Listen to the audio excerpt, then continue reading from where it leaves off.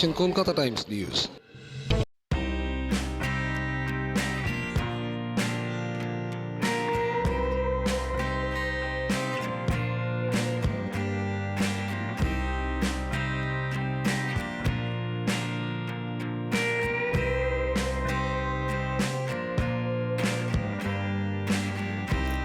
তিলোত্তমা কলকাতায় এবার ট্রাম বাঁচানোর উদ্যোগে প্রতিবাদে সরব হল কলকাতা ট্রাম ইউজার অ্যাসোসিয়েশন।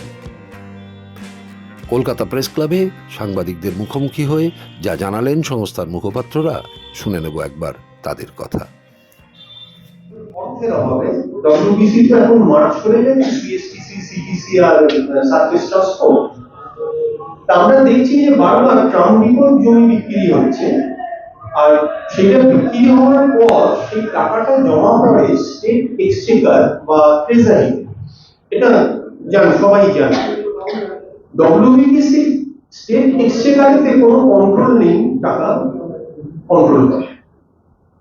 তাহলে কি ডব্লিউবিটিসি এইটা দায়িত্ব করেছে যে পশ্চিমবঙ্গ সরকারের কোথা থেকে রোজগার হবে জমি বিক্রি করে সেই টাকাটা স্টেট এক্সচেকারে দিয়ে দেবে? না, এটা তো আমরা নিশ্চয়ই আবেদন করছি নাগরিক হিসেবে, কারণ উনি রাজ্যের মুখ্যমন্ত্রী। আমি আগেই যেটা বললাম, উনি অনেক ঐতিহ্য রক্ষা করার কাজ করেছেন। এই ট্রামটা আমাদের একটা ঐতিহ্য এবং এটা ভীষণ একটা ইউটিলিটি ভেহিকেল। এটা আমার মনে হয় মুখ্যমন্ত্রীকে আমরা আবেদন জানাচ্ছি, উনি বোঝার চেষ্টা করুন এবং ওনার ডিপার্টমেন্টের সঙ্গে। আমার মনে হয় যে এটা নিয়ে যেটা ওনারা বললেন, এক্সপার্টস যারা এই বিষয়ে এক্সপার্টস, ট্রাম, এনভায়রনমেন্ট, পলিউশন, এই সবাই মিলে একটা, এটা খুব ভীষণ গুরুত্বপূর্ণ একটা সিদ্ধান্ত, সবাই মিলে সুন্দর করে করা উচিত। আমি একটা আপনাকে এক্সাম্পল দিচ্ছি, যেটা একটু আগে উনি বলেছিলেন যে ট্রাম তার নিজস্ব লাইন ধরে চলে, অনেক শৃঙ্খলা, ডিসিপ্লিন, কারণ ওর সিস্টেমটা, ওর বাইরে তো যেতে পারবে না।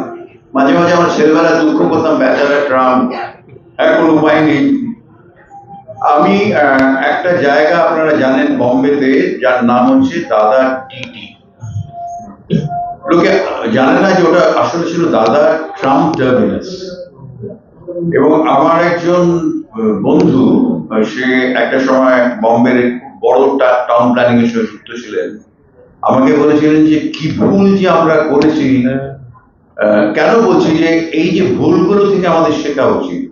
কি ভুল করেছি আমরা দাদা ট্রাম টার্মিনাস তুলে দিয়ে এবং ট্রাম ট্র্যাক তুলে দিয়ে।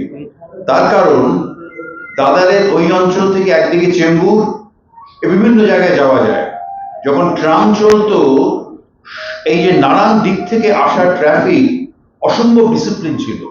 তার কারণ এই যে ট্র্যাক গুলো ধরে চলা, তার সঙ্গে ট্রাফিক ম্যানেজমেন্ট, এটা কিন্তু আমার মনে হয় কলকাতার ট্রাফিক পুলিশ এবং যারা পরিবহন দপ্তর, তারা যদি একটু এক্সপার্টদের ওপিনিয়ন নেন, তাহলে কিন্তু সমস্যার সমাধান করা যায়। আমাদের মূল উদ্দেশ্য, ফোকাস হচ্ছে আজকে যে আমাদের ট্রাম ফিরিয়ে আনতে হবে এবং কেন ফিরিয়ে আনতে হবে, এবং সেখানে তার পেছনে আরো অনেক কারণ রয়েছে ট্রাম তুলে দেওয়ার। কিন্তু আমাদের উদ্দেশ্য হবে সরকারকে বলা, পরিবহন দপ্তরকে বলা যে আমাদের ট্রাম ফিরিয়ে আনলে আমাদের কলকাতাবাসীর উপকার হবে এবং ট্রান্সপোর্টও ডিসিপ্লিন হবে। এই যে পাগলের মতো এদিক দিয়ে গাড়ি ঢুকে যাচ্ছে, ওদিক দিয়ে গাড়ি ঢুকে যাচ্ছে, টু হুইলার্স এর কোনো সিস্টেম নেই। এখন তাদের তো টু হুইলার্স, এরকম এই নিউ মার্কেট ইকোনমি, এত টু হুইলার্স দিয়েছে, ফলে এই টু হুইলার্সরা যারা চালায় তাদের দোষ দিয়েও লাভ নেই। তারা তো এক ট্রানজিশন পিরিয়ডের মধ্যে দিয়ে যাচ্ছে এবং তাদের তো শিক্ষা দিতে হবে, দরকার হলে তাদের শাস্তি দিতে হবে। টু হুইলার্স নিয়ে যেভাবে রেসিং হচ্ছে ইয়ের ওপর, ফ্লাইওভারের ওপর রোজ অ্যাক্সিডেন্ট হচ্ছে, সেখানে আটকাতে হবে। ফলে একটা ট্রামকে ভিকটিম করার কোনো প্রয়োজন নেই। আমার মনে হয় একটা কনসোলিডেটেড সিস্টেম, পুরোটাকে যে অ্যারেঞ্জ করার জন্য ইউ নিড রিয়েল প্ল্যানিং। এবং ক্যালকাটা একটা বহুদিনের শহর এবং ভেরি কমপ্লেক্স সিটি সব দিক থেকে।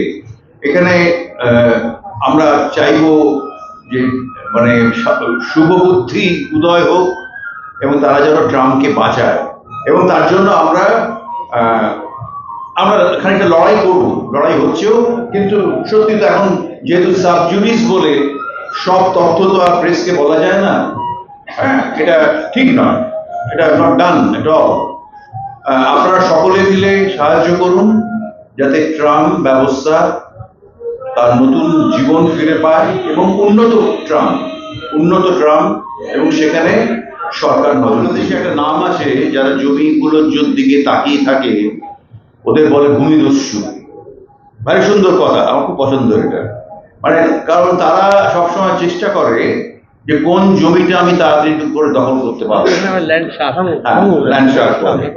এখন এইগুলো তো আছে, এর মধ্যে থেকেই দায়িত্ব হচ্ছে আমাদের সকলের, সরকারের, আমাদের পরিবহন ব্যবস্থাটাকে ঠিকঠাক রাখা এবং একটা তার মধ্যে হারমোনি রাখা। এটা খুব ইম্পর্টেন্ট। যেটা একটু আগে বললো যে সাইকেল সব থেকে ভালো। আমার প্রায় 74 বছর বয়স, আমি এখনো সাইকেল চালাই। আমি এখন সাইকেল নিয়ে মানে খুব কমফোর্টেবলি ঘুরে বেড়াই, তাতে স্বাস্থ্যের পক্ষে ভালো। এবং আমি বলে শোনেনি 40টা রুট ছিল 2011-তে, এবং তার আগের 10-15 বছরে ট্রাম লাইনগুলোতে কংক্রিট করা হয়েছে। এই যে HRBC হুগলি ব্রিজে যে টাকা নেওয়া হয় টোল, সেই টাকা দিয়ে সমস্ত ট্রাম লাইনগুলোকে কংক্রিট করা হয়েছিল। সাইন্টিফিক্যালি কতটা ভালো হয়েছে না চালানোর কথা, টেকনিক্যালি কত ভালো জায়গা ভালো কথা। তারপরে এই টাকাটা কোথায় যাচ্ছে? এখন ব্রিজের টাকা তো আগের খেসারত নয়। কথা হচ্ছে যখন যে ম্যানেজার হয়েছে তাকে ম্যানেজ করতে হবে, এটা যুক্তি হতে পারে না।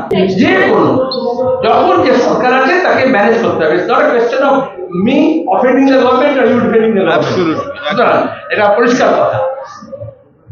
যেটা প্রশ্নটা এলো সেটা হচ্ছে আগের সরকারের খেসারত কেন দেবে? আমরা বলছি এই সরকারের বিরোধিতার সিদ্ধান্তের খেসারত কেন জনগণ দেবে, ট্রাম্প শুধু নয় কলকাতাবাসীরা দেবে। এক। দুই হচ্ছে ট্রাম্প ডিপোর জমি বেঁচে দেওয়া হচ্ছে কেন, কার খেসারত দেবে? ল্যান্ড শার্ক জমি দস্যুর কথা বলা হলো, জমিটাকে রেখে এটা হতেই পারে আজকে এই সরকার চালাতে পারছে না, তারপরে যদি 10 বছর 15 বছর 20 বছর আমাদের পরের প্রজন্ম যদি মনে করে, তো কলকাতা শহরে তো 10 ইঞ্চি জমি পাওয়া যাবে না। শহরটা তো বাঁচাতে হবে, ফিউচারিস্টিক প্ল্যান করতে হয়। তাহলে সেখানে যদি ল্যান্ড ইউজ করতে হয়, ভার্টিক্যাল ডেভেলপমেন্ট করতে পারে, জমিটা বেঁচে দেবে কেন? যেটা উনি বললেন ভার্টিক্যাল ডেভেলপমেন্ট সব জায়গায় হচ্ছে, এখানে কেন হবে? করতে পারে, পৃথিবীর সকল বিভিন্ন শহরে হচ্ছে। এটা আর্গুমেন্টের প্রশ্ন নয়। আর যেটা বলা হলো যে ট্রাম্পকে সাজানো হয়েছিল কোটি কোটি টাকা খরচা করে, কোটি নয় কয়েক লক্ষ টাকা লেগেছিল। ট্রাম্প ইউজার্স অ্যাসোসিয়েশনও সাজিয়েছিল, অস্ট্রেলিয়া থেকে লোকজন যারা ট্রাম্পকে ভালোবাসে তারাই সে ট্রাম্পকে সাজিয়েছিল। কিন্তু একজন মন্ত্রীর নাম করে বলা হলো যে কত লক্ষ কোটি টাকা খরচা করে সাজানো হলো। তো হিন্দি में एक शब्द है, उसको बोलते हैं कुर्बानी का बकरा। क्यों बोलता है?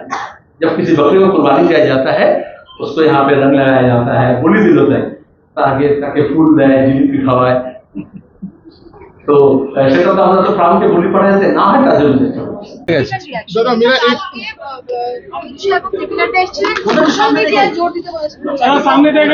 এটা ভালো যেভাবে অসামাজিক জীবদেরকে একাত্ম করে দিয়েছে এবং তৃণমূল থেকে সব অসামাজিক জীবদেরকে নিয়ে গেছে বিজেপিতে। এবার তারা যদি সোশ্যাল হওয়ার চেষ্টা করে, সেটা মিডিয়াতেই হোক আর বাস্তবেই হোক, এটা ভালো লক্ষণ। একটু আমরাও চাই যারা অসামাজিক থেকে একটু সামাজিক হোক। যাদবপুর বিশ্ববিদ্যালয়ের উপাচার্য হিসেবে দায়িত্ব সামলাবেন বলেছেন বুদ্ধদেব সাউ, এবং সেটা যাদবপুরের কোর্টে সিদ্ধান্ত হয়েছে। আমি বারবার বলেছি রাজভবন এবং শিক্ষা দপ্তর মিলে আমাদের বিশ্ববিদ্যালয়কে ধ্বংস করছে, এবং এখানে বিজেপি তৃণমূলের কিরম যোগসাজস থাকে বিশ্বভারতী দেখলে বোঝা যাবে। বিশ্বভারতী কর্তৃপক্ষ বলল আমরা পৌষ মেলা করবো না, আর তারপরে তৃণমূলকে মাঠটা ছেড়ে দিল, এবং সেখানে শুভেন্দু আর বিজেপির তৃণমূলের রাজ্যসভা মেম্বার আর বিজেপির এমপি সব মিলে একাকার হয়ে গেল। বেচারা অনুপম হাজরা বাদ গেল, বিজেপি লোককে তাড়িয়ে দিল, আর সেখানে তৃণমূল আর বিজেপি মিলে একাকার হয়ে গেল। বিশ্বভারতী থেকে রবীন্দ্রভারতী সর্বত্র আমরা দেখছি শিক্ষা ধ্বংসের, বিশ্ববিদ্যালয় ধ্বংসের যে যজ্ঞ চলছে, তাতে বিজেপি এবং তৃণমূল দুজনে মিলেই করছে।